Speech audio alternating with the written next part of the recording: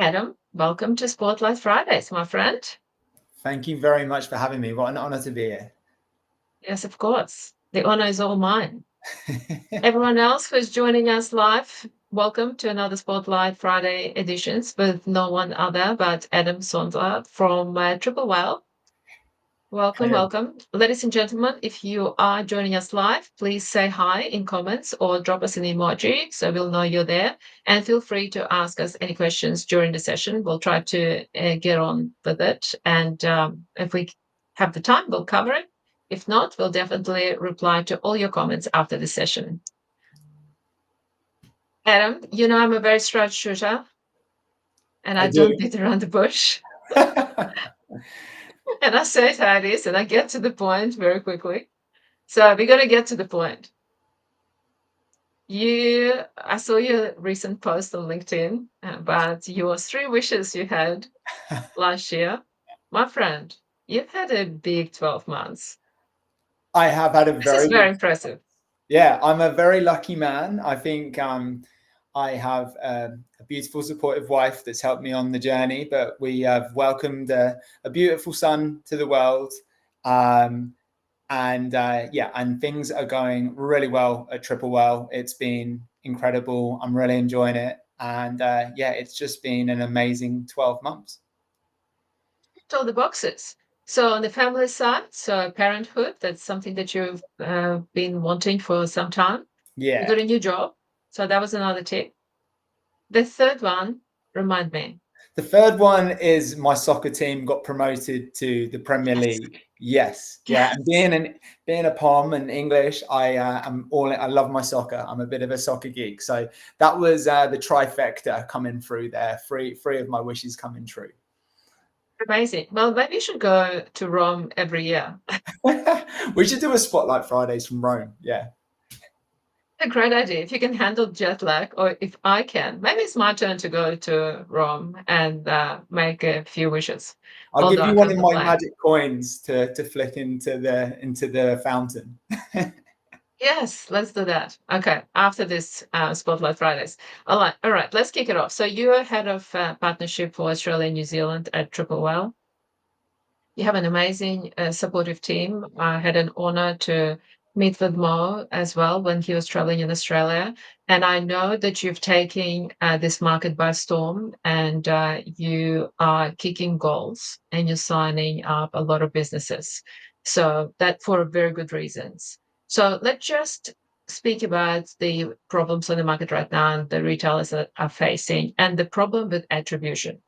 We've been talking about attribution for a very long time, and I'll just really want to kick it off with that issue. Why is attribution, in your view, such a problem for retailers right now? Yeah, definitely. Thanks, Anna. It's attribution to me for the last couple of years has been on the tip of retailers' lips to truly understand what is happening. And it's becoming more to the forefront of conversations with massively rising ad costs, an incredibly competitive e-commerce market where everyone's trying to get noticed. And yeah, so it is, people want to make sure they're making the right decisions when it comes to spending online with paid media in particular.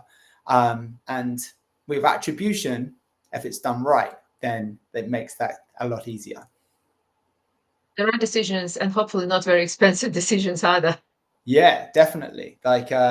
You want to make sure that and look, if you're, when we're investing time, money, resources, the big decisions we're making when it comes to spending online, we want to make sure we understand the returns and return of investment. Yeah, speaking of understanding, obviously the people who need to understand are the teams.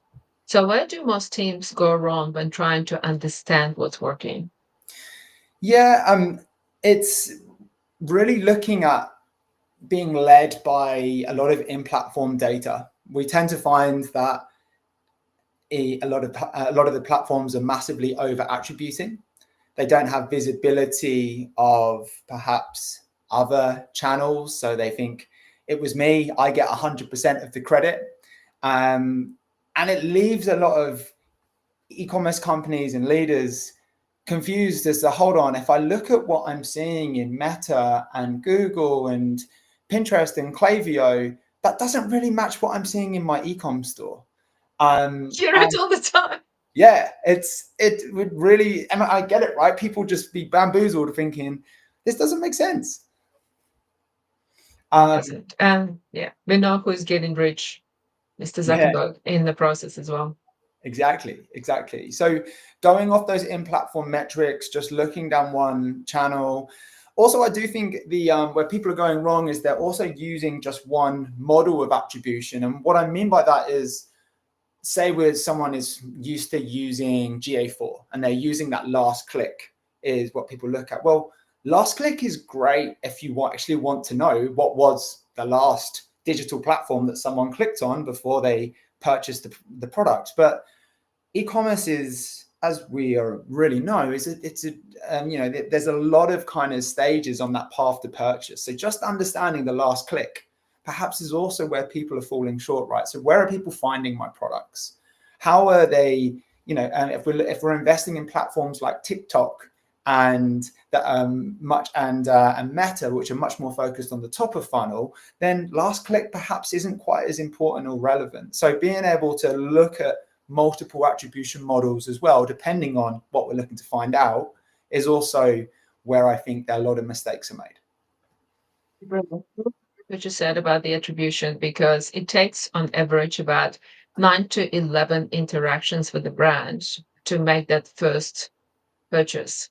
So you need to, you're never going to know where they've seen you from, where they came from, what channel. So last click doesn't tell you the full story. It can tell you part of the story, but you won't know where to double down on your effort on which channel.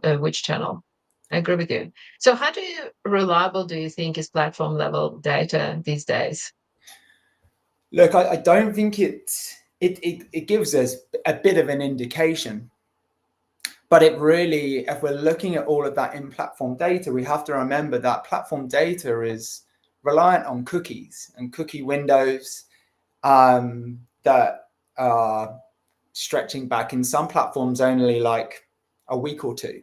So those kind of considered purchases, if I'm purchasing something like a new couch or a television that maybe is a considered purchase, that, like you said, Anna, has that kind of 11 different kind of digital touch points and it expands more than a couple of weeks, then cookie deprivation is going to prevent us from really understanding at those in-platform metrics. I was speaking to the guys at Klaviyo recently, and we were having an open discussion saying that, with cookie data, they're missing out on about 30% of, with cookie deprivation, they're missing out about 30% of those interactions.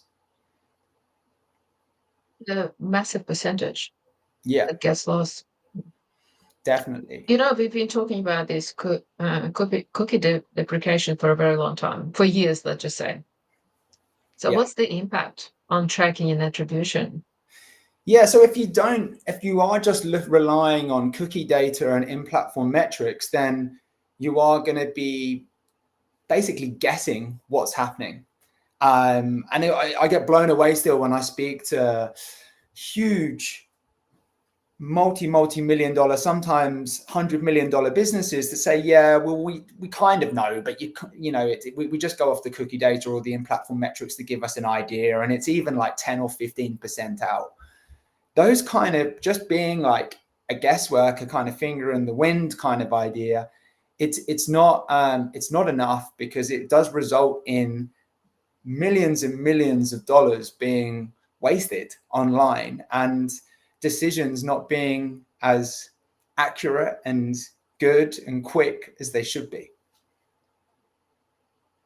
Isn't it the education process? And I think this is what Triple Well does very well, because how do you help teams to move from what happened to what to do next?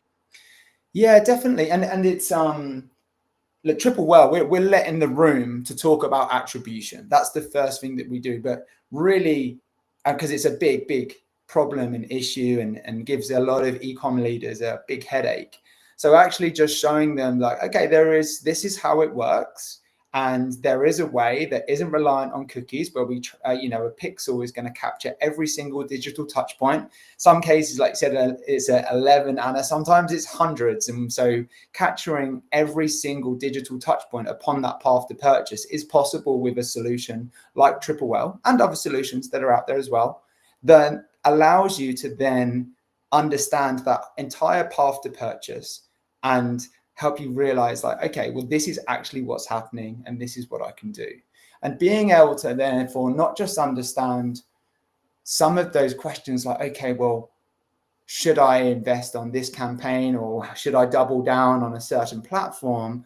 Understanding really important metrics outside of attribution as well. So understanding really key metrics about your products. So what are my top performing products, most profitable products, ones that are running out of inventory, all of those kind of pieces that make up an essential piece of the e-com jigsaw puzzle, if we like, are really important, as well as like my customers. Who's a new customer? Who's a returning customer? Who are my most loyal customers? Which customers purchased last year that haven't purchased this year? So understanding all of those really key metrics on attribution, your campaigns, your customers, and your products are super key things that we can help with. That'll be very powerful. Do you mind sharing an example where better attribution completely changed a brand strategy? You don't have to name the brand if it's confidential. Look, there's a couple of brands from an attribution perspective, and I can't mention this one, but it's a large company that operates in Australia that are a global company. They were really quite perplexed. Like, hold on, we keep on we're taking all this Meta is telling us that we should be spending more here. So we can't understand why we're not being profitable. And this was a multi-million dollar, they were doing about $30 million a year in revenue. And they were losing so much money on their campaigns. By using TripleWell, they were able to understand, actually, it was quite alarming when they saw some of their campaigns that they were doubling down on and spending on were not being as profitable. And they increased in just a short period revenue by their online, they decreased their online spend by about 25% while maintaining the same levels of revenue. So really cutting back on those costs. And on average, customers that sign up to TripleWell will see an increase in revenue in the first 60 days of around 42%. So huge uptake in revenue when someone comes on board with TripleWell as well. A huge percentage. So what are some red flags that tell you that a brand is flying blind with their data? Do you have a set of questions that you normally ask them when you walk into the brand? Oh, it's interesting you say that, Anna, because normally their customer will, you ask one or two, hey, so how's it going? How do you kind of monitor the success of your online campaigns? And they sheepishly responds like, oh, we kind of still do it this way. And they kind of have their tail between their legs, knowing that it's probably a better way of doing it. And that's why they're having a chat with us. A loaded question. Yeah, they're usually like, yeah, we still use in-platform metrics and we know that it's not quite right. So yeah, that is usually I usually don't have to do too much fishing. They usually come to me saying, yeah, we know what we're doing isn't quite right. And we know that we can do better. So show us. It's a very good start to the conversation. Very educational. So but look, I do how quite like finding out. Oh, sorry, Anna. I do quite like asking a little bit of a deeper question. It's like, hey, so what kind of models do you use to understand what's working? So is it ROAS? Is it MER? What's like the North Star metric that you guys look at as a business to determine success? Profitability? Is it new customer ROAS? So really understanding what's important there as well is like a much more open question that people, we love doing this. And we've started looking at MER and we've started to look at different models like MMM and things like that as well, which is super cool. Which metrics do you see more frequently? Which one's overarching? Is it MER? Is it ROI? Yeah, What is look, I think that more often than not, like I've seen lots of posts and things like that, and articles like ROAS is dead, and I get it that because there are obviously different models out there. Most people, when they look, that we speak to, will start off by looking at ROAS. It's a concept that helps break down campaigns quite simply. But I do think it is important, again, depending on what you're looking to find out, to have not just focus solely on one metric. So lots of people that, yes, ROAS might be like the foundation where we start to look at like return on ad spend and things, but then we might want to say, okay, well, for these campaigns in particular, maybe because they're top of funnel, let's look at new customer ROAS here, because that's what these top of funnel ones, new customer ROAS, we might have Klaviyo campaigns that are based on retention. So let's look at a different metric for those guys like MER and things like that. So yeah, super interesting. And MMM is something that's super exciting and cool as well, especially for retailers with their offline investments and things like that. So I think it's really, again, with the more complex landscape that we're operating with, millions of marketing messages and trying to get cut through, having something like a trusted MMM model is also super cool and a great way to understand, okay, well, if I were to make these changes, what should I expect to happen? Tell me the forecast here on what I should expect. It's complex, right? There's the technology is everywhere, and we love all the shiny tools, but they're useless if we're not using them. So yeah, something needs to create that framework of everything what you have and what it is that you're tracking, and the whole attribution piece to know where to double down and where to actually drop it and cut it off. So, well, maybe you don't know because we did not rehearse this, but we wouldn't have this conversation without mentioning AI in some shape or form. So, what's the role of AI, in your opinion, in helping make sense of the data? Okay, so I'm going to first of all say that last week, I want to apologize to the LinkedIn community for the bombarding it with AI stuff. We had a huge, exciting release at Triple Whale. I was super pumped about it. And I know lots of tools out there are like, we have an AI tool, and some of them are going to, and I think every AI is being utilized in every aspect of business. Like you can't really go against it. With Triple Whale, I'm super passionate about the AI capabilities that we have. I'm going to break this down into two pieces, LMM, and then let's talk agents. LMM is, that conversational piece, like we're using ChatGPT every day. The reason I'm so passionate and love the Triple Whale Mobi, we have our Mobi Mobi LMM solution, is because ultimately data that we're putting into AI, what we get out is only as good as the data we put in. So having a solution like Triple Whale that's tapped in to all of the data that we can capture, that's super accurate with the pixel. So all of that campaign data, all of that that you can slice and dice however you like with the different attribution models, all of the customer data, understanding your different customer segments, new versus returning, all of your product data, all pulled into one solution, being able to talk to that in real time, saying, hey, show me this, show me my newest customers, show me what campaigns were most effective last week on Klaviyo, what Klaviyo flows shall I roll out next week, what was my looking at Black Friday, Cyber Monday last year. Can you give me a breakdown of my top performing products? Instantaneous, like bang, bang, bang. So that's what I love about Triple Whale, because things that might take a data scientist a couple of hours can now be done by typing in a prompt and pressing enter in Triple Whale.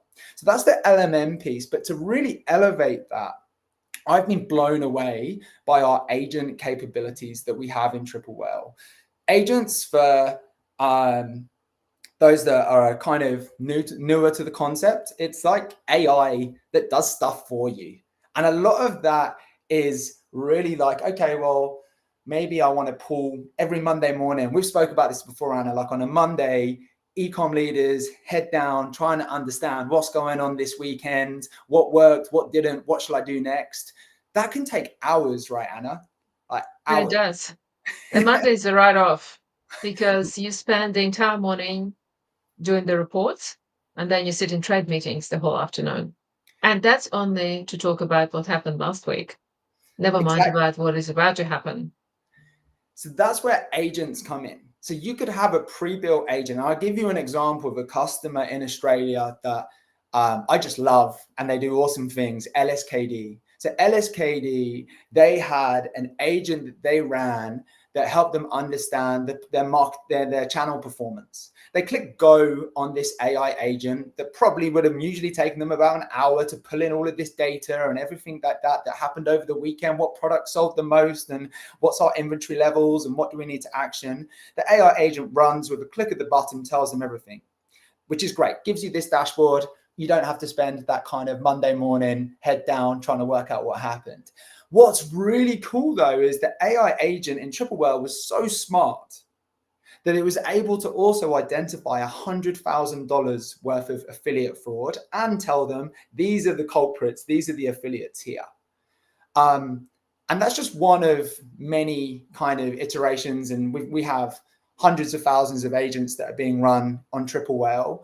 But being able to tap into that data and do things like not just pull all my reports and find out, pull all my metrics and things like that, but tell me what I should be doing next. If it is like identifying affiliate fraud or focusing on my Klaviyo flows. So super powerful stuff with AI agents. And if you are using AI agents, it almost feels like, whoa, I'm supercharging my business. You almost feel like you're on cheat mode.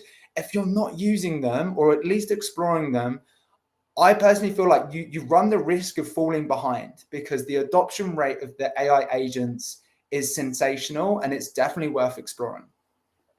So, well, I tell you, I'm glad I asked you this question because I could tell how passionate you are about this. And you were just fired, and people were probably thinking that we pre-recorded the whole thing, and you knew exactly what I'm going to ask you, and you knew nothing. So I'm glad that you were able to explain everything so eloquently. So with the LSKD example, do they build that agent and they customize it to their needs of what they want to see? And then obviously AI comes up with all the additional information. Yes. Yeah, so the AI agents, the great thing about AI agents is brands can be empowered to create the agents and, based upon it's not like someone who can write with AI, you don't need to be a coder or developer to build or create these agents. You can build them with prompts. So LSKD and hundreds of other brands that we work with that are leveraging AI agents will write these agents saying, hey, I want to pull in all of my channel, all of my campaign data from TikTok, Pinterest, Meta, and Google. Tell me my creative that's working. Tell me my creative that's failing. Call out any anomalies. And you might just have that set to run. You could just have it set to run every Monday morning. You might want it to run every 15 minutes. So depending upon like the data you're looking to pull, but you can, so it's a kind of a set, and you can then just click go on it, and it will just churn out and give you a beautiful presentation to tell you what's happening and what to do next. The cool thing with AI as well is you can, with that LMM kind of feature that we talked about earlier, a more extensive version of that would be what I'd refer to in Triple Whale as a deep dive. So you could be like, if you're scratching your head thinking, shall I do Click Frenzy and Black Friday, Cyber Monday, or shall I just do one of them, or any kind of question that you've got? You could also ask that to an AI solution that would go deeper, like a deep dive. And that would also talk to all of your data, all of your ecom data, campaign data, look at all of your creatives, and give you a really extensive response as well. So it's a really, there's lots of different smart ways that we can be adopting AI to make better decisions, as well as like, in an answer to your question, Anna, I've gone on a slight tangent. These can be set ad hoc or just on a scheduled basis. I hope that Cyber Monday is already top of mind for everyone because it's not that far away. But I promise you that even the brands, if they decide not to participate in one or the other, closer to the day, they'll start getting a massive FOMO. Yeah, like And it's all going to be like, you know what, let's just build and send that campaign out. But hopefully there will be a very smart approach to it with the usage of AI. That was a brilliant example. Thank you.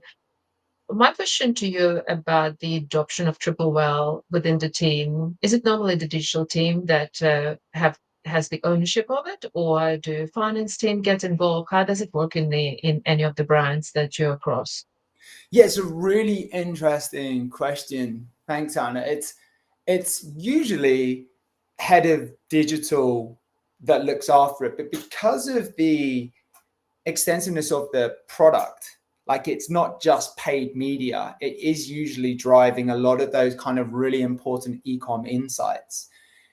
The people who are using the platform most effectively are when it's curated from the top down. So CTO, head of digital being like, right, this is like pretty cool. And it's going to make sure that we can spend so much more time actually focusing on these pieces here. So we no longer need to, we can focus on being proactive now. This is why I asked you this question, because I think it's very important to not just to bring more tech in, but really have that ownership set up across every single platform. And as you know, that's my background. That's why I asked the question. But thank you. You've answered it very eloquently. I appreciate it. I have a couple of personal questions to ask you, if you don't mind. And even if you do, it's too late anyway, because I'm going to ask I was you. going to say I wasn't going to say no anyway, but far away, Anna. I know I love a personal question, so go. I do. I do know that. And tell me, what advice would you give to a younger version of Adam? A younger version of Adam. Um, I think a younger version of Adam probably got more worked up and stressed about things. Maybe got it, and I'd just say, hey, look, it's all going to be okay. I definitely, and a funny one that springs to mind, I'd be like, hey, you should probably prioritize sleep and balance a bit more, because I used to be able to brag about being able to survive off through, I can work really hard off like 4 or 5 hours sleep. And that's something that I've adopted a lot more now, is making sure I, even with a baby, trying to focus on getting at least six, trying to get as close as I can to those 8 hours of sleep a night, which I personally feel has helped me to optimize my performance and happiness in general. But yeah, a younger Adam, I just say it's all going to be all right, mate. Just be happy and enjoy it. Fun fact, you're probably spending too much time with Red, because it's exactly how he answered that question. I still remember it because it was that impactful. I can see I know Rad you're on the impressed. comments, so he's probably Yes. laughing now, saying, "Yeah." Yeah. Yes. I'm just watching the chat thinking that emoji is going to drop in comments immediately from him. But Red, we see you, we hear you, and we listen as well. But another question I have, what is the recent challenge, or it doesn't have to be that recent, you can go as recent as you want to, that you've had and you've overcome? Because we all have challenges, but what was that? There's something that stood out for you. A recent challenge. Um, yeah, a recent challenge. I think from a personal perspective, I'm gonna talk about striking the right balance entering into fatherhood. So I have the most, I'm so blessed to have such a gorgeous baby boy, Henny, and a beautiful wife. But I'm very career focused as well. And I did find myself being pulled in different directions to try and be the best dad, the best husband, to crush it at work. I'm very passionate about Triple Well, and I want to really, really, take this as far as I can and support the ecom community as much as I can. But I was finding that I was probably not leaving enough for me, Adam, myself, to go down the gym and fill my cup up. And I always felt that if you look at those as 4 cups: parenthood, being a husband, being corporate Adam, and then Adam, something I always found there was some kind of cup that was being a little bit depleted. And I found the best way for me to really do this was to over communicate. So to talk to my wife, to actually just say how I feel. Say, hey, I feel like I need to spend a little bit more time at work today because I have a crazy day tomorrow. Or, hey, how are you feeling, darling? Do you need to fill your cup up a little bit more? What's the plan for tomorrow? So over communicating with my wife to make sure that the both of us could fill our cups up as much as possible was how I got over the challenge of helped navigate one of the challenges that came into being fatherhood. You continue to navigate that for the rest of your life.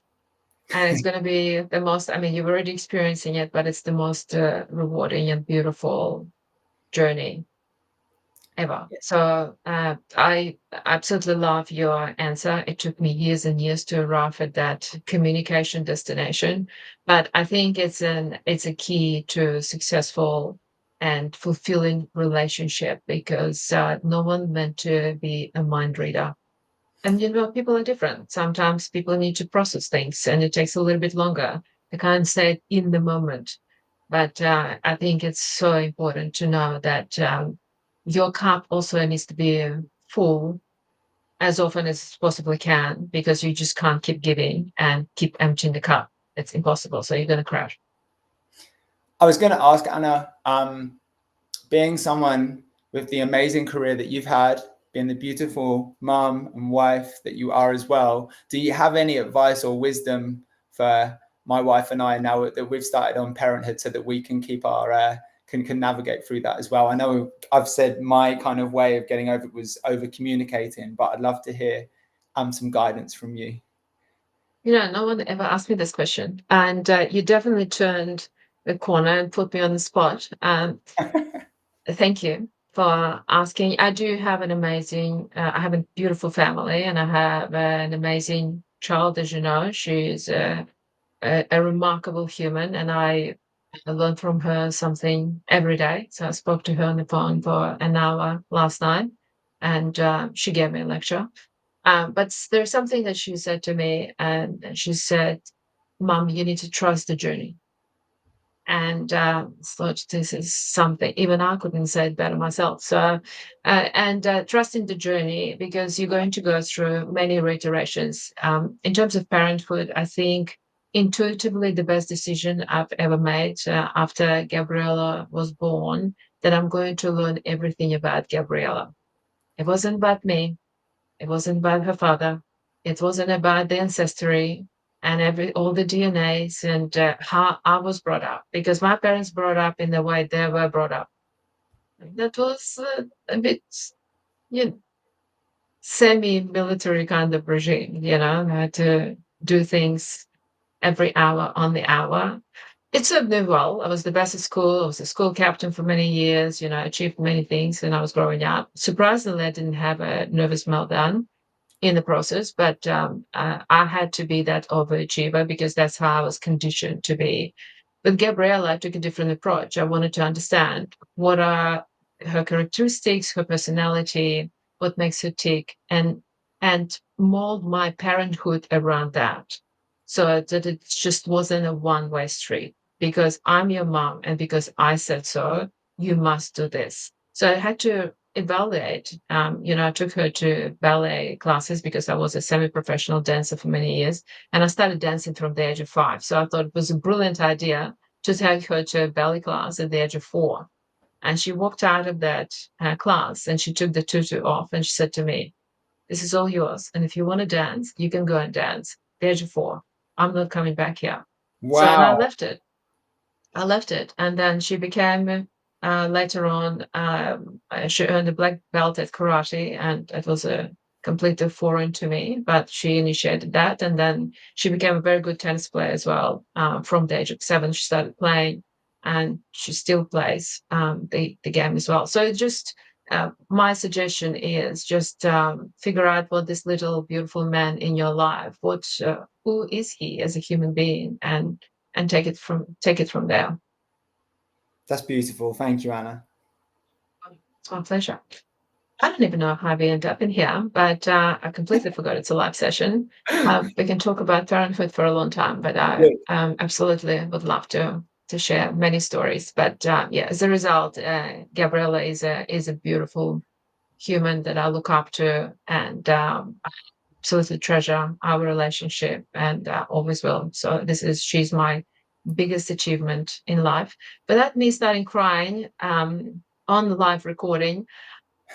Adam, it's been a wonderful conversation. You're an incredible person. I'm so glad that we met, and we have a lot of conversations, and we have had for a few months. But I'm so glad that you reached out and we were able to have this session. It's been fantastic. I think everyone who listened to us, they got a lot of takeaways, and your passion absolutely came through. When we finish this, and you'll see the comments.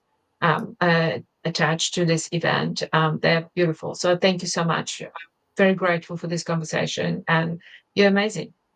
Thank you so much Thanks, for having everyone. me. And thank you to all the community that jumped on today as The well. Thank you. community are very supportive. Thanks, guys. We love you, and have a great weekend.